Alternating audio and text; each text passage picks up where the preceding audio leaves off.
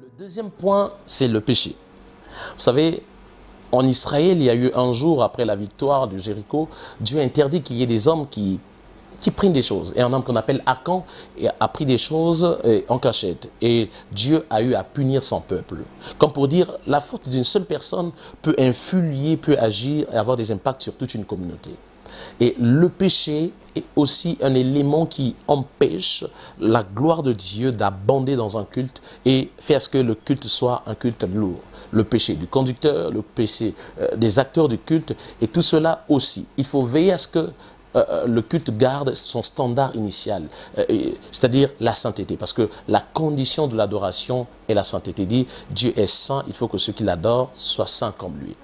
Alors, veillez à ce que le péché, la vie du péché ne soit pas parmi vous, que le péché soit banni du milieu de vous. Traitez durement, priez à ce que l'esprit prenne le dessus sur votre chair.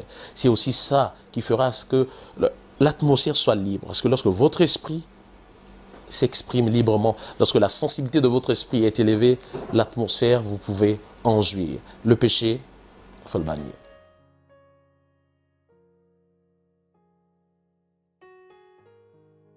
Le dernier point, le troisième point, c'est le temps de préparation.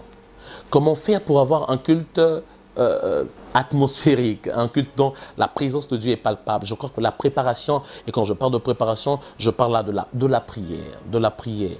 Il faut prendre un temps de prière.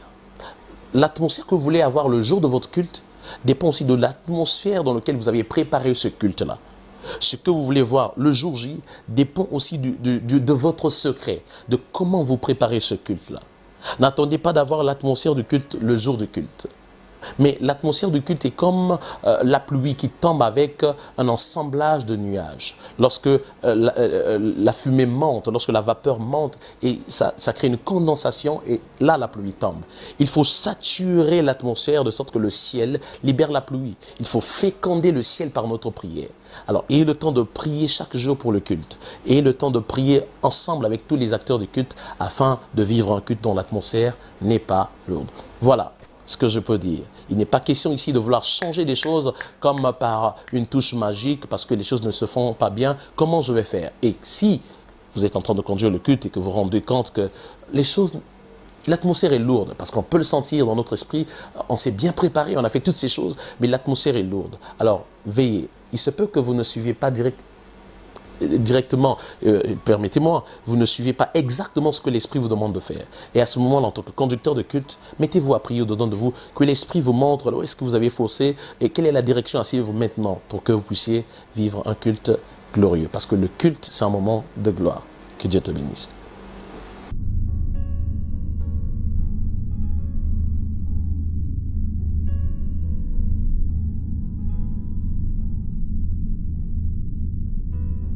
La dernière question qui nous a été posée pour cette session, c'est que comment aborder un culte? Comment commencer un culte? Comment aborder un culte?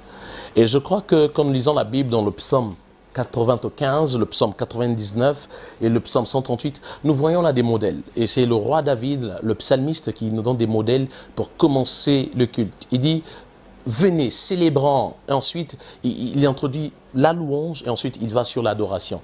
Et pour ceux qui ont suivi, tout comme moi, des cours, qui ont suivi des partages, des enseignements, vous voyez que les gens se fixent beaucoup dessus. Et celui qui est pour moi un mentor, un père, celui qui m'a donné le goût de ces choses, Papa Lemoloto, je l'ai vu enseigner ces choses. Comment commencer un culte, et il prend le modèle davidique, si je peux me le permettre, pour nous montrer que nous entrons avec la louange pour ensuite entamer avec l'adoration.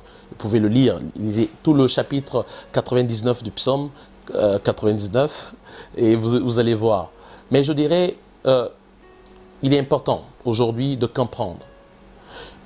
Il y a deux types de courbes que je présente chaque fois que j'enseigne. C'est que la première courbe commence exactement, d'après ce que nous avons lu, ou que tu peux lire à la maison, ce qui en est du psaume 95. C'est que nous entrons par la louange et ensuite nous abordons l'adoration. Nous entrons par la célébration, nous commençons là en haut avec des éléments de célébration, la louange.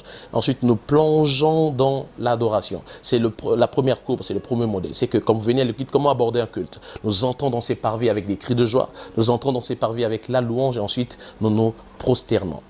Mais la deuxième courbe, c'est que quand nous venons à lui, nous venons avec, vous savez, quand les gens viennent au culte, vous devez tenir compte aussi de l'attitude qu'ils ont. Les gens sont chargés, les gens ont une semaine chargée, certains ils ont des problèmes. Il faut d'abord arriver à gagner chacun, à de les ramener dans la conscience de la présence de Dieu. Il est possible de commencer le culte avec la louange directement, le premier cantique, la louange et ensuite plonger dans l'adoration. Mais aussi il est possible de commencer avec des moments de contemplation du Seigneur, et ensuite monter dans la louange pour proclamer ce qu'il a fait. Regarder ce qu'il est et proclamer ce qu'il a fait.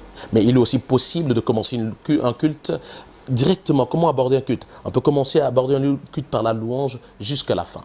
Et en tout dernier, je dirais, il est aussi possible de commencer le culte par des moments d'adoration. Mais la meilleure façon d'aborder le culte, c'est de l'aborder selon la volonté de l'Esprit. Comment l'Esprit veut que les choses se fassent.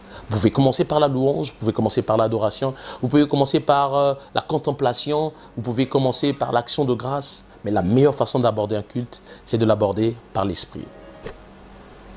Voilà, ces trois questions que nous avons tenu à répondre et nous croyons avoir donné des réponses qui vous ont aidé et qui vont vous aider.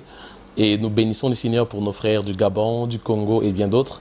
Alors, vous aussi, si vous avez des questions, n'hésitez pas de nous écrire sur ces numéros-là ou bien sur notre compte Facebook. Je reste Sister Livula et nous allons répondre à des questions. Vous avez un numéro WhatsApp qui s'affiche là, juste en bas. Et vous pouvez aussi nous écrire là-dessus pour que nous puissions répondre à vos questions et discuter, partager. Je crois que Dieu nous bénira. Restez branchés et n'oubliez pas de vous abonner pour recevoir plus de vérité et de vidéos. Que Dieu vous bénisse.